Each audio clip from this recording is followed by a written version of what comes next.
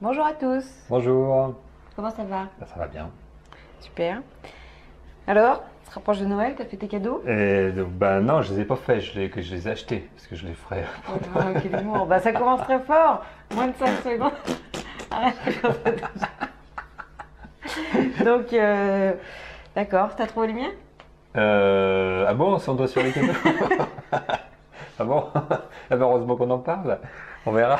Bon, bah, il te reste une petite Bah dizaine oui. de jours. Donc, Ok. Donc, bon, de quoi, on de n'est quoi? pas là pour ça? Non, de Bah quoi on va parler? D'ailleurs, Donc, vous êtes tous invités à me faire des cadeaux si vous le souhaitez. Ouais. À votre convenance. Bah, voilà. C'est Oui. quand même le numéro 15, il fallait le signaler. Donc, on a prévu des petits sujets aujourd'hui, donc un petit peu, on va dire, veille de Noël, puisque là, on tourne aujourd'hui, on doit être On est le 10. voilà, le 10 décembre. Donc, on va parler d'applications. On va parler d'innovation, de technologie, c'est le thème du podcast. Mhm. Et puis, si on a le temps, on en fera quelques brèves en fin de podcast, sinon ce sera reporté pour le suivant. Qui sera peut-être après Noël, d'ailleurs. Oui, ça dépendra. Alors, 2012, hein. on a prévu un invité surprise. Normalement, le Père Noël devait être avec nous pour le prochain. Mais j'ai l'impression qu'il va un petit peu nous faire faux bon. Il est complètement débordé. Voilà. Depuis les 35 heures, il s'en sort Voilà. plus. Donc peut-être que voilà, c'est pour ça qu'on ne sait pas trop comment ça se passera pour le prochain, mais il y en aura un. Voilà. C'est ce Mais qu'on peut dire. peut-être en 2012. Ouais, ouais, peut-être plus tard, oui, en 2012. Alors, si on commençait par le premier sujet, donc application, parce que Émilie, là, tu nous as dégoté un petit peu.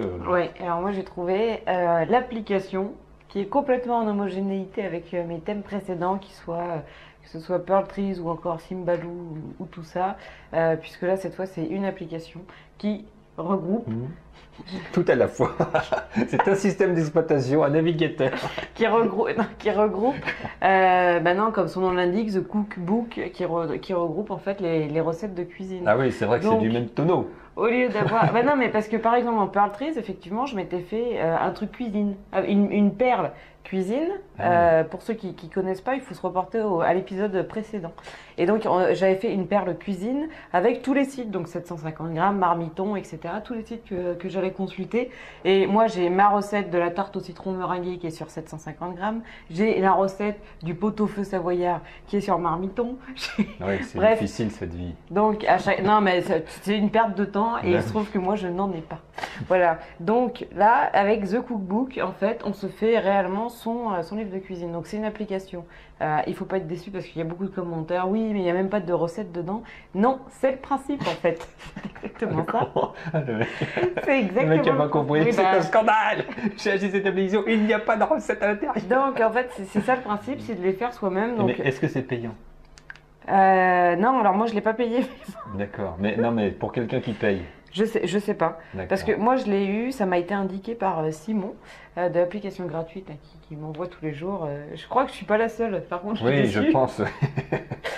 Qui m'a envoyé ce bon plan que je me suis empressée d'aller enquérir. Et donc, voilà.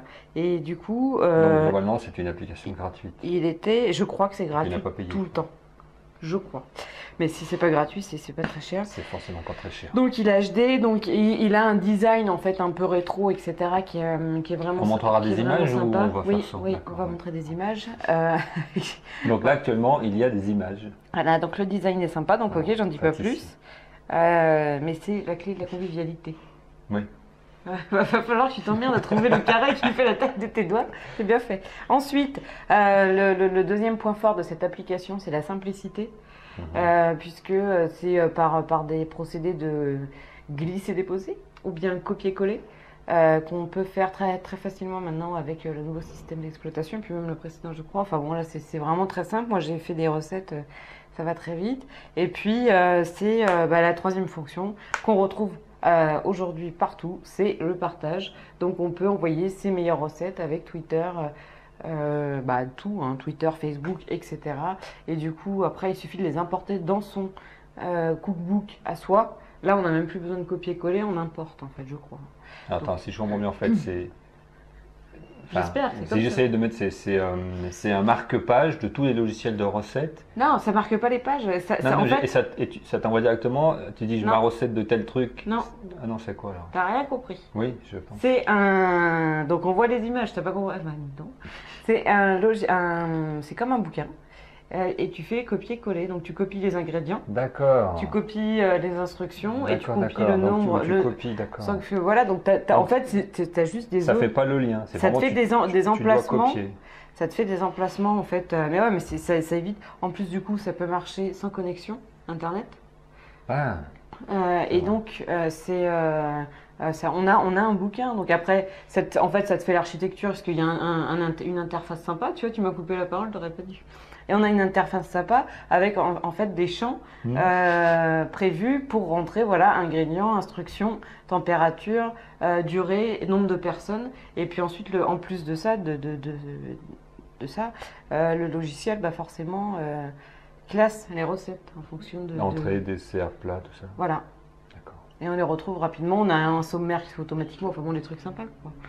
Et donc c'est comme il y en a qui découpent, voilà, dans des magazines qui collent dans des vrais cahiers. Oui, non, mais voilà, donc c'est plus ce principe-là. Voilà, j'ai trouvé la recette. C'est le principe du concentrateur, là, c'est le mot que je cherchais, parce que tu parlais de pelleterie, où justement là par contre, c'est plutôt ça. Ouais. Ouais. Non, mais c'est le côté toujours maintenant d'essayer de simplifier en fait la multitude d'informations qu'on peut avoir sur le net, d'aller tout le temps chercher là et là. Voilà. Et du coup, voilà. Enfin, moi j'ai trouvé ça sympa. Merci Simon. Voilà. Merci Simon si tu nous regardes.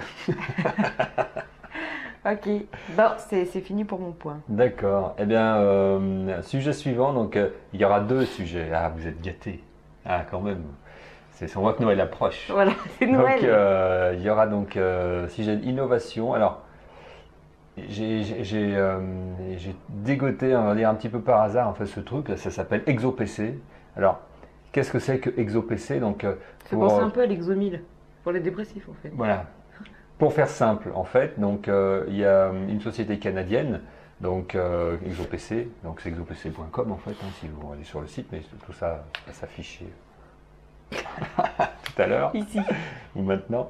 Donc en fait, ExoPC, ils ont développé, alors par-dessus Windows 7 aujourd'hui, donc qui est un logiciel bien sûr de système d'exploitation. Donc ce n'est pas un système d'exploitation, c'est une couche graphique d'un système d'exploitation.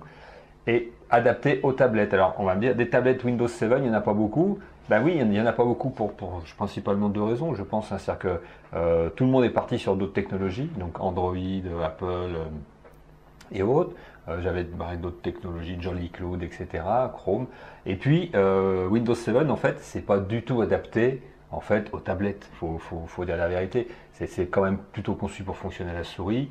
Donc justement ce que fait ExoPC, c'est qu'il a rajouté cette interface tactile par-dessus Windows 7 qui est indispensable quand on est sur une tablette, parce qu'une mauvaise interface sur une tablette, c'est la galère totale. Moi j'ai eu passé un temps le Samsung Q1, donc qui était sous Windows XP. Bon c'était vachement difficile de s'en servir en tablette. Il y avait un petit stylet qui était fourni, mais bon, c'était pas simple. En fait, à chaque fois je revenais au mode souris, etc. Donc là, ils sont allés plus loin là-dessus. Et cette interface-là, elle est vraiment maligne parce que, par exemple, truc tout bête, les icônes, bon, que ce soit sur Android ou sur Apple, les icônes sont carrées. On est d'accord, hein, quand on choisit l'application, c'est carré. Mais les doigts, ils sont ronds. Mais alors? Et donc, ce qu'ils ont fait, c'est qu'ils ont fait des icônes ronds. Non, mais c'est idiot, mais ça change tout parce que c'est vachement plus logique. C'est exactement comme sur Apple. Quand on appuie, si sur Apple, les icônes sont ronds, c'est pas les icônes. Je mange mon pull. Que les choses soient claires. C'est pas Safari sur le MacBook. Oui. Safari, oui. L'Apple Store, tout ça, tous les icônes, c'est des bulles. Mais on met pas le doigt dessus, ça va sourire. Bon, donc ça n'a pas d'intérêt. Un commentaire qui n'a pas d'intérêt, c'est un peu la même chose que sur le blog quand quelqu'un fait des commentaires qui sont hors sujet. Voilà. Vous avez eu une illustration, mais c'était voulu. Donc non, mais sérieusement, tu as raison. Les icônes ronds, c'est quand même pas une idée idiote de dire que si on s'en sert avec le doigt et que le doigt a une certaine forme, les icônes. Et oui, non, mais ça va rejoindre ce que tu disais, parce que si on regarde les dernières applis qu'on avait montrées, Pearltree, qui fonctionne sous forme de rond, Symbaloo, tu sais aussi pareil, où c'était un peu organisé comme ça. Oui, mais c'est la mode, mais c'est pas qu'une mode, parce qu'une mode, ça passe. Faire gaffe parce que là, la mode qui vient aujourd'hui, c'est les étoiles. Google Chrome, Oui. pas Google Chrome, pardon, Google Plus, qui fait des cercles d'amis en rond pareil. En fait, c'est une tendance maintenant, Oui, je mais pense. ça vient à l'étoile, dans la mode. Ouais. Donc là, tu vas être mal. Donc c'est le même commentaire que tout à l'heure sur ce commentaire-là. Je pense que nous sommes encore là. C'est quelqu'un qui est volontairement Ok. hors sujet à chaque fois. Donc, on a donc ces nouvelles interfaces qui sont basées en fait sur des formes rondes, d'accord, donc qui permet d'avoir plus de douceur en effet déjà dans le visuel, etc., d'organiser vraiment différemment les choses et de pouvoir proposer cette interface. Alors, il ne propose pas qu'une couche interface où il transforme tous les icônes en petites blondes, donc il amène un navigateur dédié, il amène un outil multimédia dédié, il amène un gestionnaire de fichiers qui est adapté, parce que c'est vrai que dans Windows, s'il y a un truc qui est vraiment mal fait, pour les doigts, pour le tactile, c'est le gestionnaire de fichiers. Et donc là, à partir de là, vraiment, il amène tout un environnement. Alors, comment ils travaillent? Ils ont fait une tablette sous Windows 7, donc c'est quand même des tablettes un petit peu musclées parce que Windows 7 nécessite de la puissance, donc qui fonctionne comme ça. Ils proposent d'acheter le système en EM, donc pour pouvoir l'intégrer chez d'autres constructeurs. Donc sachant qu'eux ils ont choisi le même constructeur que Apple, donc c'est gage quand même de qualité de produit. Et bien sûr, ils cherchent à faire développer des applications verticales, donc que ce soit pour le grand public ou que ce soit pour les entreprises, autour de cette interface, parce que c'est vrai qu'il y a beaucoup de professions qui nécessitent des interfaces de ce type et qui n'ont pas de réponse aujourd'hui sous Windows. Et l'avantage quand même d'être sous Windows, c'est que c'est un PC. Donc ça fonctionne avec tout l'écosystème PC, ce qui est quand même un gros plus pour quelqu'un, une entreprise qui voudrait investir dans une technologie tactile, mais qui ne voudrait pas se couper de son environnement PC. Et ça, c'est bête, mais c'est vrai que ça s'intègre à un domaine PC, donc vous pouvez l'intégrer dans un réseau d'entreprise, ce qui n'est pas le cas des systèmes autres. Hein. Ça s'intègre avec toutes les ressources PC que vous avez pu développer autour. Et puis quand vous en avez besoin, c'est quand même un PC. Donc on peut mettre souris, clavier, etc. et travailler vraiment comme un PC, donc avec tous les outils que l'entreprise aurait éventuellement déjà acquis ou construit ou développé. Donc ça, c'est vraiment intéressant. Alors, première chose, ça c'est le ExoPC. Et puis, donc, mais là par contre c'est encore en prototype parce que j'ai pas vu vraiment, à part les démos de possibilité de l'acquérir, c'est l'Exodesk. Et là, qu'est-ce qu'ils ont fait? Et là, ils ont fait un truc dont on parle depuis des années, c'est-à-dire qu'ils ont pris un écran 40 pouces. Donc là, je fais comme ça, mais ce n'est peut-être pas encore assez grand en fait pour que vous puissiez voir la taille que ça peut faire. Donc, qu'on pose sa place sur un bureau, d'accord, avec l'interface ExoPC dessus.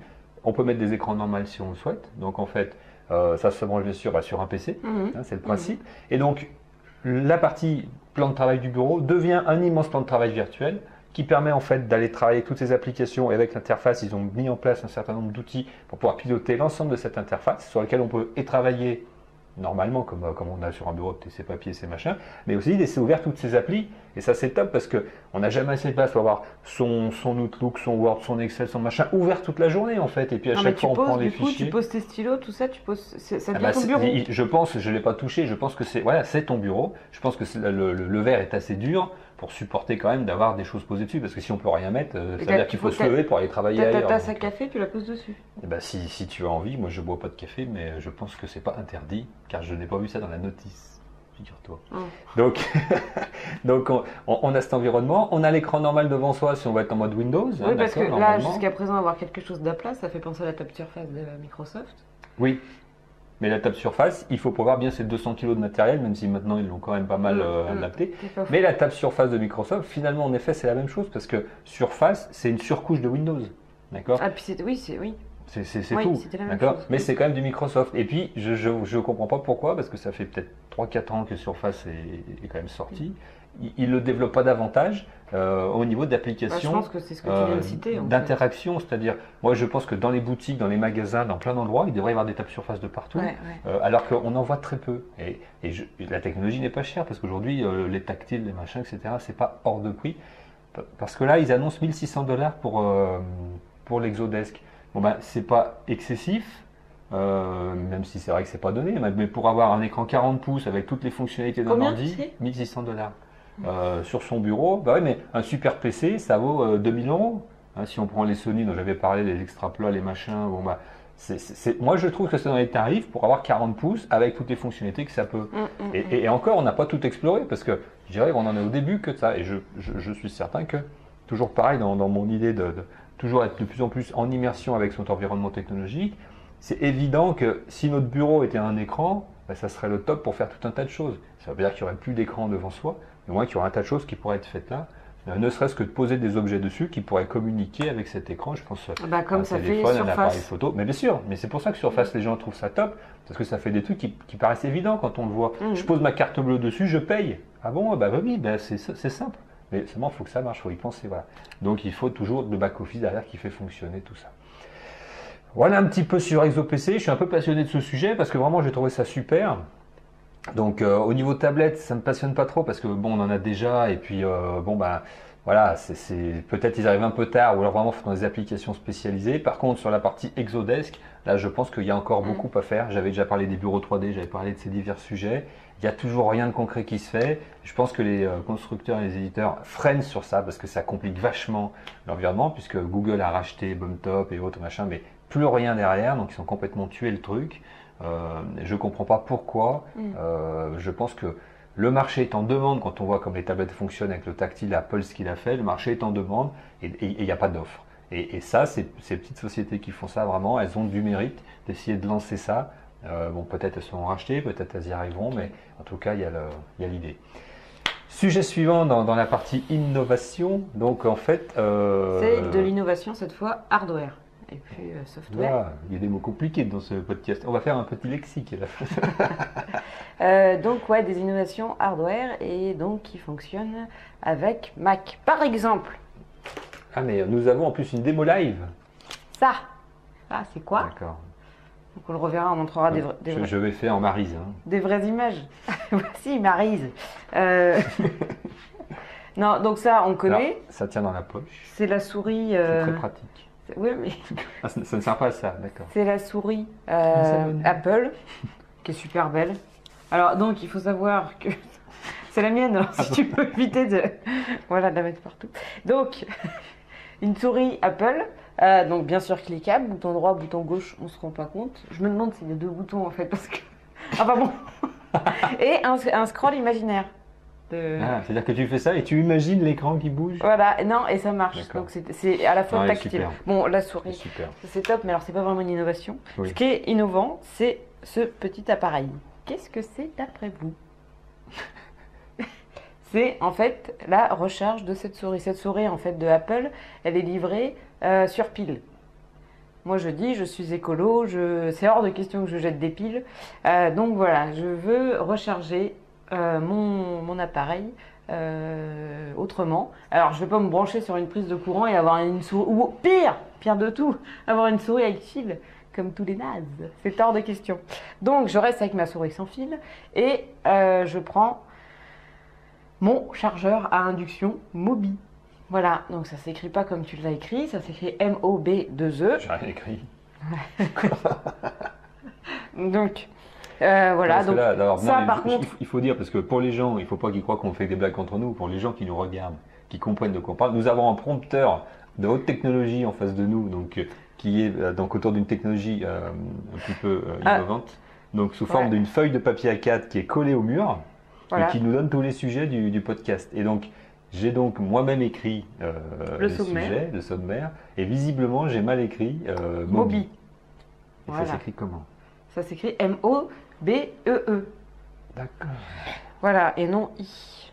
Et voilà, et donc ça marche par induction. Non, par contre, ça, il faut le brancher par port USB. Voilà, c'est ce que j'allais signaler. Donc en fait, on a un port USB bien sûr. qui est relié au PC parce qu'il y a une alimentation électrique, mais ensuite, par induction, comme Palm l'a fait d'ailleurs avec, puisque j'ai le Palm en pause, et donc ça recharge pendant les temps d'inutilisation. Et c'est top. Non, mais c'est le côté justement, c'est ce dont j'avais déjà pu parler un petit peu sur le fait que Apple fait, c'est une quand même de ses super points forts, c'est de faire des objets qui sont extrêmement jolis. Enfin moi je trouve ça vraiment très très beau. Et donc là d'avoir le chargeur qui est en fait dans la même qui est assorti, qui est blanc laqué, transparent. Parce que c'est pas Apple qui fait ça, c'est bien Mobi. Voilà, mais ça reste. Là, par contre, on poursuit les efforts d'Apple sur tout ce qui est côté design. Donc, je suis. Design et puis innovation, parce Voilà. que aujourd'hui l'induction c'est quand même, bah, bon, il n'y a Et pas ce de qu'on qui l'a retrouve pas, ce fait. qu'on retrouve pas dans les housses d'iPad ou quoi que ce soit, où moi j'arrive pas à trouver une housse où on puisse voir l'iPad qui est joli, etc. Il y a que des trucs moches quand même. En tout cas, moche, ça dépend des goûts, mais qui cachent. Voilà. Bon, donc ça, effectivement, en plus d'être joli, du coup, en effet, c'est par induction, donc c'est technologique en plus. Donc c'est super simple en fait, hein. J'ai substitué en fait les deux piles fournies avec la souris et j'ai mis un petit chargeur donc Mobi dans la souris qui est donc Qui compatible, remplace les piles. qui remplace les piles, voilà. Et je recharge la souris dessus. Il y a une bonne autonomie, ça marche bien, voilà. Et ensuite il y a juste un système de voyant. Si ça clignote rouge, c'est que c'est pas chargé. Si ça clignote vert, c'est que c'est en train de charger. Et si c'est vert, c'est que c'est chargé. Enfin bon, donc c'est vraiment très simple. Bon, faut savoir qu'après, ça a un coût parce que rien que la souris, je crois que c'est 60 euros. Je crois, hein, c'est un cadeau. Alors, mais il me semble que c'est quand même 60 euros. Et le chargeur, c'est 50 $. Donc ça doit faire 45 euros. 40 euros à peu près. Je vais pas regarder les prix parce qu'encore une fois, c'est un cadeau. Genre, c'est mal poli. Mais voilà, enfin, donc c'est quand même coûteux par contre. Ouais, mais bon. Quand on achète des trucs comme ça, je pense qu'au bout d'un moment, voilà, c'est qu'on a envie d'avoir ça. Après, si on Voilà, veut pas ça, donc- on achète des piles. Caractéristique technique, une fois que la souris est chargée, elle tient 6 jours en veille. Donc il n'y a pas besoin de recharger. Tu peux partir travailler toute la semaine en fait Ouais. sans le chargeur, Pas quoi. mal. 6 jours, c'est pas mal. Voilà, design ultra mince. Alors, est-ce qu'ils font d'autres articles en fait Alors, cette marque moi j'ai trouvé 2 autres articles. Alors, est-ce qu'ils en font que 2? J'ai l'impression. Sur leur site, ils en présentent en tout cas que 2. Ils font également en chargeur par induction. Ils le font pour le clavier sans fil, Apple, toujours. Et donc, ils appellent ça la Magic Bar. Ça s'appelait le Magic Charger. Ouais, parce qu'on Ce que va je viens de vous expliquer. présenter. Magic Bar, donc c'est une barre en fait qui, c'est un peu comme, comment ça s'appelle comment ça s'appelle là ce qu'on a sur les bureaux où on branche son. C'est un multiplicateur de port. Ouais, un duplicateur. Duplicateur, voilà. Ouais, et ben c'est samedi, c'est fatigant. Donc, j'ai pas eu une semaine facile. Voilà. Donc, c'est le Magic Bar, donc par Mobi Technologies toujours. Et donc, on a une barre. Donc, on insère en fait on substitue les piles qui sont dans le clavier Oui, parce encore qu'elles une sont fois. dans la partie Tétale du clavier. Ouais, devant. dans la partie ronde en fait du clavier, puisque le clavier Apple est plat comme ça, incliné, et donc au bout il y a cette Voilà, partie ronde tout à fait. dans laquelle il y a les piles. Là, on enlève les piles et on met un petit chargeur qui est compatible avec voilà, Mobi. Et de l'autre côté, on met donc un truc qui a exactement le même design en fait que le bout du clavier qui est un petit peu rond, comme disait Régis. Donc ça se fait une barre qu'on pose juste au-dessus, on le pose à côté et donc ça Par recharge. induction. Par Et induction quand tu t'en également. sers, tu l'enlèves en fait. Bah tu fais, Ouais, oui, tu fais comme mais tu tu peux fais le comme laisser, tu ouais, veux, tu mais fais tu comme peux le tu veux, laisser ouais, parce c'est que vrai. par rapport à la souris où tu es obligé de bouger, là forcément tu l'enlèves. C'est malin, il y Et en a oui, là-dedans. et oui, pas complètement. Alors que le clavier, tu fais comme tu veux. Donc, il faut emboîter le virage au vert, tu vois, et cesser de remplacer les piles. Et donc tu dis il y a 2 autres articles Et là, donc la station de recharge, donc pareil par clé USB, par port USB, pardon. Et l'autonomie, cette fois, c'est 10 jours. Et durée du bloc vie. Ah, il y a une durée du bloc. Durée du bloc pile, à 500 cycles de recharge. Bon, donc ça va. C'est pas marqué pour le chargeur. D'accord. Donc voilà, et Merci. ensuite, enfin, pour finir, le troisième produit, donc là, c'est pas une technologie par induction, c'est le Magic Numpad de Mobi. Donc en fait, qui convertit le trackpad de Apple, cette fois, en fait, ça se plug vraiment sur les outils Apple, hein, systématiquement, mais les vrais, pas les dérivés. Donc, ça remplace pas, je veux dire, ça pourrait. Et donc là, sur le trackpad, qui est vendu également séparément, on peut placer, en fait, c'est une feuille transparente et qui transforme en fait ton trackpad. Donc c'est une pellicule Magic Numpad transparente sur le Magic Trackpad et qui transforme ton trackpad en 3 fonctions différentes. Donc ça fait soit le clavier numérique, soit une calculatrice, soit j'ai perdu l'autre. je Autre sais pas. chose. Voilà. Mais ça doit être bien. Donc Qu'est-ce qu'on peut faire avec des chiffres? quoi? Eh ben Bon, clavier numérique, calculatrice. c'est pour les numérologues qui font de la numérologie. Donc voilà. Et donc tout ça, en tout cas, c'est des produits technologiques et écologiques. Donc c'est pas mal puisque c'est vert. Voilà. Bon, eh ben, on a bien avancé pour ceux qui. Donc juste pour le dernier, parce que vous allez vous demander quand même comment ça marche. Il y a un logiciel gratuit qui est fourni avec pour. Oui, bien sûr, pour que ça. Voilà, non mais les deux précédents que j'ai présentés, non. C'est que du matériel. Là, donc voilà. pour ceux qui hardware utilisent Apple, and software. Intéressez-vous au sujet parce que c'est vrai que c'est des beaux objets, enfin en tout cas celui-ci. Et tous. C'est la rechargement par induction, je trouve que ça devrait être obligatoire. Parce que c'est tellement mieux que d'avoir des fils, des machins, des trucs. On pose nos articles. Alors, ça sera le top le jour où on pourra poser n'importe quoi sur n'importe quel matériel d'induction pour recharger tout ce qu'on a. Genre, on met sur la table de l'entrée, on met son téléphone, son machin, et boum, ça recharge pendant qu'on fait autre chose. Ça sera vraiment l'idéal. Aujourd'hui, on n'en est pas là, mais soyons patients. Parce que là, on a quoi d'autre par induction quand même? Moi, j'ai tout le matériel HP, la tablette et les téléphones qui sont par induction. J'ai des matériels Philips aussi qui sont par induction, des petites bougies lumineuses en fait qui se rechargent par induction. Mais c'est vrai qu'il n'y a pas grand chose encore qui fonctionne vraiment comme ça. Et pourtant, ça fait un moment que ça existe finalement. Ah bah oui, c'est tout bête. Pas très développé. Sujet suivant. Alors, on change un peu de sujet. C'est pas de technologie comme d'habitude, mais j'ai été époustouflé parce que j'ai vu des publicités en fait sur différents blogs. Alors j'ai cliqué. Et oui, je suis faible. C'est sur le Dyson Hot. Dyson Hot. Donc en fait, vous connaissez peut-être la marque Dyson, qui est une marque qui s'est fait connaître avec les aspirateurs sans sac, ils n'ont pas seulement en fait inventé un aspirateur sans sac, ils ont inventé une manière d'aspirer en se disant pourquoi faire comme depuis des années, mettre un moteur électrique qui crée un courant d'air avec un sac devant qui récupère la poussière. Ils se sont dit il y a forcément une autre solution et nous ont créé un système de cycle de mouvement d'air qui fait aspirateur mais qui permet de bien récupérer la poussière, de ne pas perdre d'aspiration et puis de ne pas avoir besoin de sac. C'était quand même un petit peu intelligent de repenser l'objet par analyse de la valeur. La poussière reste dans un bac mais pas dans un sac. Donc, ce qui fait que ça ne bouge pas au bout d'un moment l'aspiration. Donc, ils ont inventé aussi pour ceux qui vont parfois dans les toilettes publiques les sèche-mains en 10 secondes parce que habituellement on se mouille les mains, on reste 1 heure sous le machin qui ventile. En fait, on n'a pas les mains sèches. Là, franchement, vous mettez vos mains dans le truc. J'ai fait hier. C'est dans les toilettes publiques là justement. C'est top. C'est vrai que c'est sec. Sérieusement, c'est sec. 10 secondes top chrono. Donc, et pareil, ils ont réfléchi. Et là maintenant, ils ont fait des ventilateurs, mais je ne vais pas en parler aujourd'hui parce que je vais parler du hot. Donc c'est un ventilateur en fait qui fait du chaud pour les gens qui veulent se réchauffer un petit peu quelque chose, etc.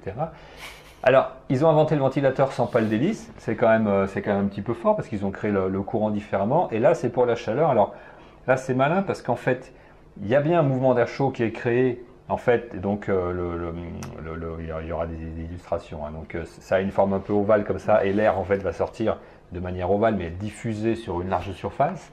Mais surtout, en fait, ils utilisent c'est là où vraiment on se dit qu'ils sont forts. Ils utilisent une fonctionnalité, enfin une particularité, physique qui fait que si vous créez un flux d'air de cette manière, en fait, le flux va être beaucoup plus important parce que ça va entraîner de l'air qui vient de derrière.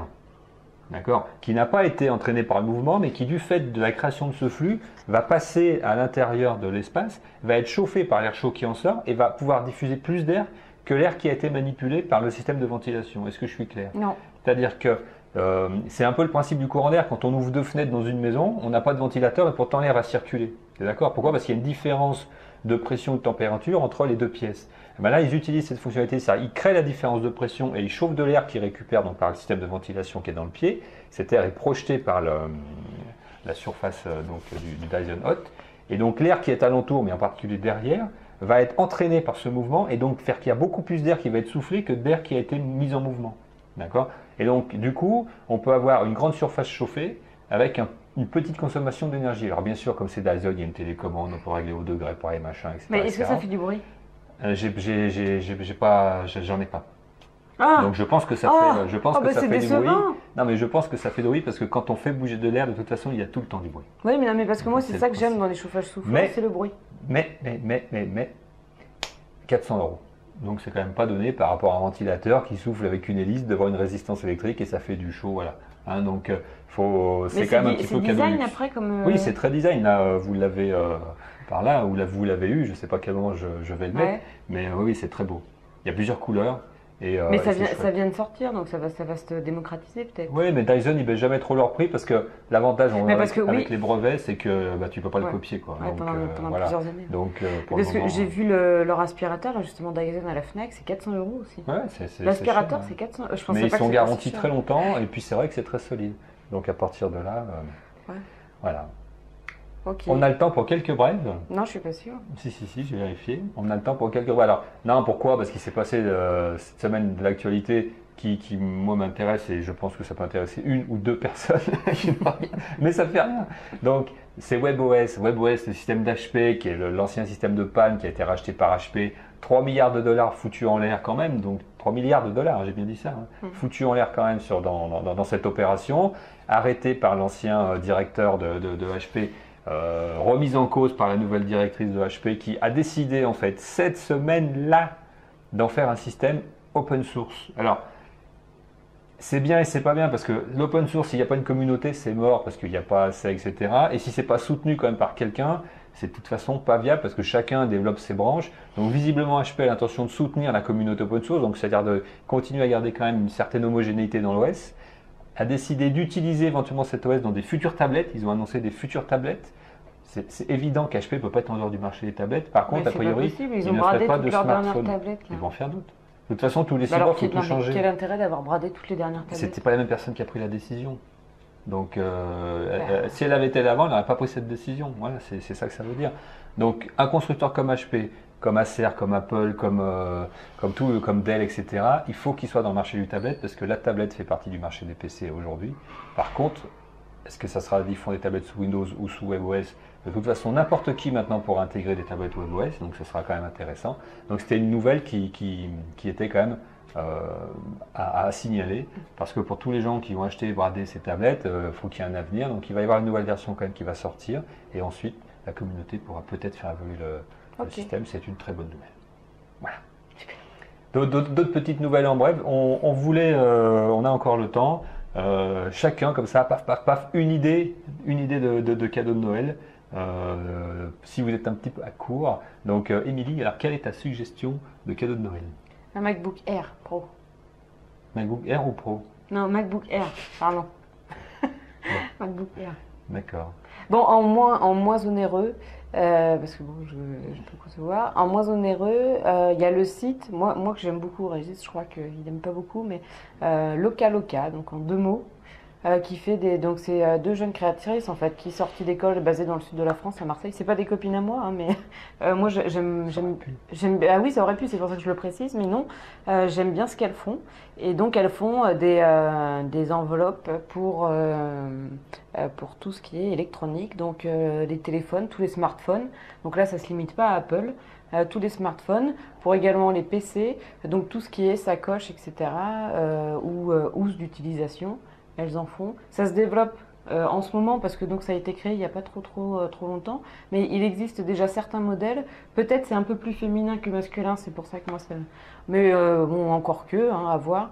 Et donc moi je vous invite à aller voir dessus. Il y a des petits trucs sympas. Alors par contre en plus c'est le truc que tout le monde n'a pas. C'est ça. Enfin, c'est ce que j'aime bien. C'est l'avantage des petites marques. Et à des prix qui sont très corrects. Voilà. Moi, ma suggestion, je vais rester dans un domaine un peu particulier. Pour un petit cadeau à moins de 100 € actuellement, il y a une promo sur les lapins carottes, qui sont les successeurs du Nabastai. C'est le cadeau bébête qui est rigolo, en même temps gadget. Non, mais ce que je veux dire, c'est que c'est pas exceptionnel en budget. Ça fait plaisir parce que c'est un bel objet. Ça fait plaisir parce que c'est un objet rigolo qui va apparaître dans la maison en permanence, etc. Qui va faire des choses. Ça a été repris par Aldébaran Technologies, donc il devrait y avoir un avenir. C'est une communauté open source, donc de toute façon, il y a de la communauté. Les gens qui en ont l'adorent. Donc moi, je dis, si vous cherchez un cadeau pour un jeune ou pour quelqu'un qui est sympa, carottes, en promo en ce moment, allez-y, vous faites plaisir. Et en plus, vous faites du service après-vente parce qu'il faut l'installer en Wi-Fi, machin, il y a toujours des difficultés. Donc en plus, vous allez pouvoir montrer votre niveau de geek en étant en mesure de l'installer chez votre ami ou chez votre parent. Donc, carottes. Voilà. Voilà. Bon, eh ben, on avait plein d'autres sujets, mais ça sera pour le numéro 16. notamment un peu d'immersion, pour ma part, hein, donc les gens un petit peu plus. Ouais. Et on se quitte sur ce. Oui. Eh ben, je te dis joyeux Noël si on se revoit Oui, pas. Donc pour ton pareil. cadeau, je n'avais pas prévu, donc je préfère te le dire. Et donc on vous dit à bientôt, À et bientôt. au revoir. Et très bonne fête à tout le monde. Ben oui. Au revoir.